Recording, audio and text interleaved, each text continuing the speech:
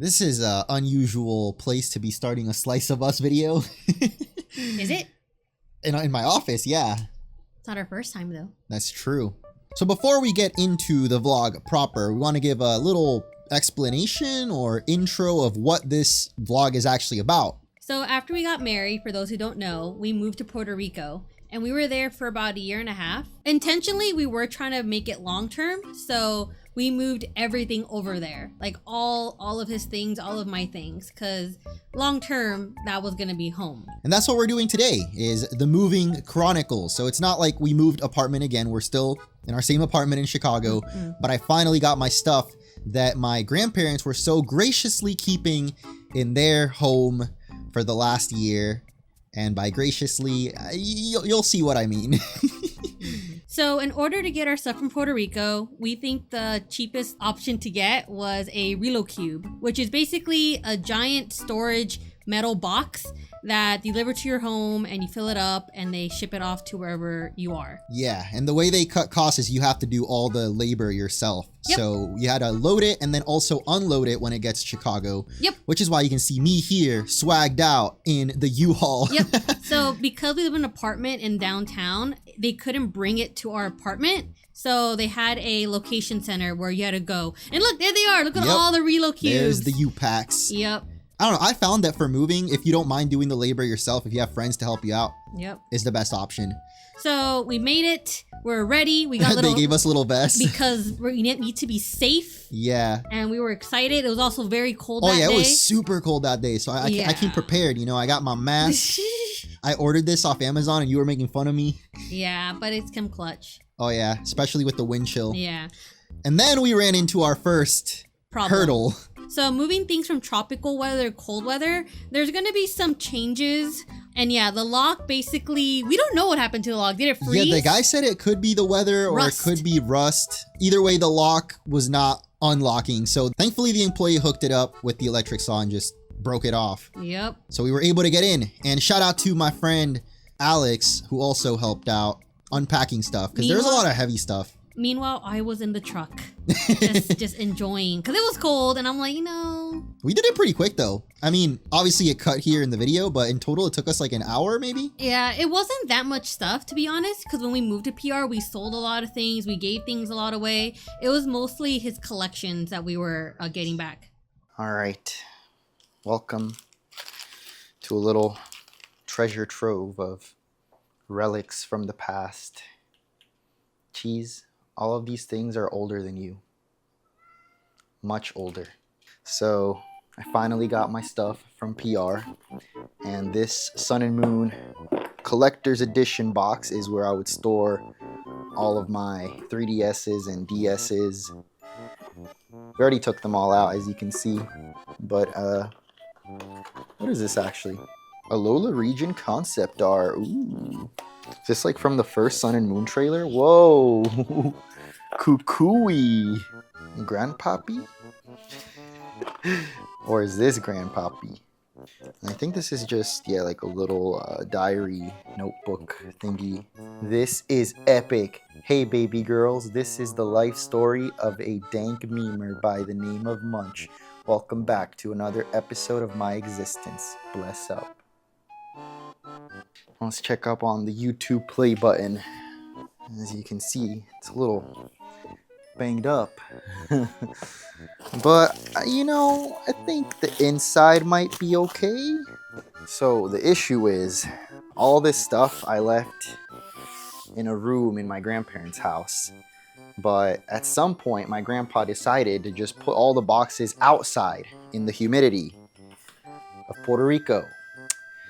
So a lot of it is messed up, but thankfully the YouTube play button seems to be just fine. It's heavy. This is a heavy button. Ugh. There is like some marks on it, but I can't tell if that's from this glass just reflecting on it. Cheese? I think it is. It's just a reflection. So if we clean this glass... Oh, okay, I might need something harder to clean this with. There's still a lot of little scrapes and stuff, but it seems like the button itself is okay. Yeah, it's like reflections, except for like one tiny little thing right there. What we have here is another sign of look at how rusted that is. Like, I don't get it. I literally had 4 big plastic bins that are clearly more resistant to nature, but he chose to keep those inside the house while throwing out all the cardboard boxes. Let's see. Oh, I mean, the stuff inside seems fine. Of course. So many times I told my grandma, like, yeah, I don't need the Christmas ornaments, but here they are. But yeah, this is basically all amiibos. You know, you got pretty much all the Smash ones, but there's also a couple of other series. This is one of my favorites right here. So I briefly mentioned in the previous clip how some of the cardboard boxes, specifically my grandpa, for some reason decided to put outside of his house. And as you can see from this clip, some of them got pretty messed up, specifically by Puerto Rican termites, or comején. That's always what my grandparents call them. Oh, I didn't know they were called that. Yeah, I don't know if that's because I know termitas. Sorry. Yeah, so that's all termite damage, like cardboard shavings. And I didn't even know I had this specifically in there, which sucks because anyone that knows about trading cards will recognize this is quite a rare, old, and expensive box of cards. But thankfully, the cards themselves were okay. Oh my god. That's crazy. Looking back at this footage, yeah. Now in the present day, this has all been sorted, but it was pretty crazy. We live in a very small apartment, so where do you have to put all this stuff? We got a storage unit. Some of the boxes were so destroyed that my grandparents just sent me these. We got some old school luggage, dude. Yeah, and the thing is, these are all boxes, so when they're not in a box, you know, they get bent and destroyed, as you can see Crash Bandicoot. It's kind of funny because this is one of Crash's death animations in one of the games. Very fitting. So I've collected stuff pretty much my whole life, but as I've gotten older, I'm like less attached to these toys. Like I still like having them, and eventually one day if I get a house, I want to have like a museum kind of room, you know, where I display all this stuff. But there's also a lot of stuff that I don't really care about. So as we've moved around so much throughout the last few years, it's gotten harder to move all this stuff. So I'm actually gonna try to sell a lot of this. So yeah, for the next couple of weeks, I'm gonna be organizing all this stuff. So if you guys are interested in old collectibles, Pokemon toys, or actually not just Pokemon, but Nintendo and other pop culture stuff, you can check out the link to my eBay profile in the description. Pokemon cards, shoes, I guess. I don't know. If there's anything in this video or over there you might be interested in, I'm gonna be selling a bunch of stuff, so check it out. Do you think it still works? Oh my god, it's like barely. He's dying. Wait, put him close to your microphone. Like really close. Nope, he's dead. He's dying. That was his last one. Wow. So what do we have here? We are doing inventory. So as we pull out things, we do research on how much they were, how much they're going for, look at the condition of everything. And yeah, it's gonna help us just keep track of things. Nice. We got SH Figuar Pokemon 350. Get him! Jeez! And over here in my office was like the best spot to do the photos of things, just because of the lighting is like the best right here. Look at that. It's actually in really insane condition. Like I had no idea this Ash Ketchum. I don't even know where I got this or when, but apparently it's super rare. Only ever came out in Japan. And yeah, mine is actually in really good condition. Until now. So it's day 3, and we're currently looking through just some random Legos, toys, and knickknacks, trying to separate if I'm gonna donate or keep some of these. Among the horde of items, we got some pretty cursed little Pokemon, unofficial. Well, this one's actually okay. But this Umbreon though, is very clearly unofficial. I don't even know why I got this. Actually, this might have been from all the way back in Orange Mail. You remember I would do like fan mail openings? Maybe someone sent me this. Because I don't know why else I would have this. Oh, Nope.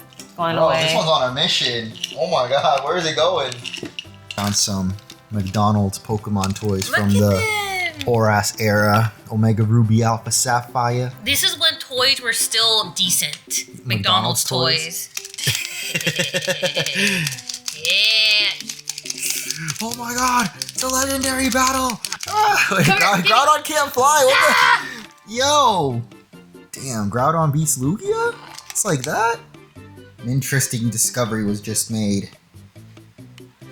Termites are really weird. Like, how did they go through so much stuff and get down to this book? I'm very confused. This is Dark Souls Trilogy something. That's the most damaged thing I think I've seen so far. What do you think? Yes. Oh my god. Okay. We have today's guest, Cheese. Hi, Cheese. Are you ready to be rich? Are you ready to be a Pokemon cards bro? Poketubing's not cutting it, so we gotta get into a new business. I got myself one of these, and we're gonna be weighing some trading card packs. Well, you thought I was thinking something else? Check it out. I cleaned the box too. That's not bad. I mean, minus the bottom, but you know, you don't have to, you don't have to see the bottom. Cleaned it up nice. The box doesn't really matter. We're not gonna sell the box. But we are gonna try to sell the individual packs after doing some research and realizing these are very valuable, particularly when they're still sealed. And for the most part, most of these are okay. Like there are some that are like minorly damaged. This is the most obvious one. You can see there's a little hole right there. A lot of them are just perfectly fine though, especially these first edition ones. Oh, no, they kind of move a little bit, but my worry is that they're stuck together. Actually, no, I don't think they are. So here's why I'm conflicted. We can open one of them, and the potential that we get, for example, a holographic Snorlax, would mean, how much would that be? I think it was like $3,000. For grade 10, right? Yeah. Okay. For ungraded I think it was like 300 something. I forgot. versus the pack with a tear in it, You could sell for potentially 300. 300. 300 versus 3,000 though. We're gonna do it. We're actually gonna do this. We have a jungle 1990. Why are you filming that? Film me. What? I'm already filming All it. right, I'm sorry. To start over. 1999 jungle booster pack. We're actually gonna open one, and hopefully Cheese doesn't ruin this somehow. Be a shame if he just grabbed one of the cards and ran away with it. All right, let's see if I can do this without. Okay, well, maybe I should just cut it, you know, so I don't bend the card on accident. It's the most stressful thing I think I've ever done in my Please life. don't cut the cards. We're not gonna cut the cards. Please be Point of no return. All right. There we go. The point of no return. Ooh, smells like vintage. Do you remember how to? No. Yeah, I know the trick.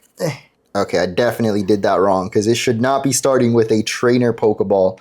But you're right, like I can feel. It's bent. Yeah. And because it had a hole in it. But look, wait, it's this one. This is the hollow already. Okay, wait, hold up. Before we see what it is, put that in the back. This right here, ladies and gentlemen, is why I stopped collecting Pokemon cards. How? How we get two Nidoqueens? I mean, it's not unheard of to get the same hollow twice. That's what happens when you open a 1999 jungle pack.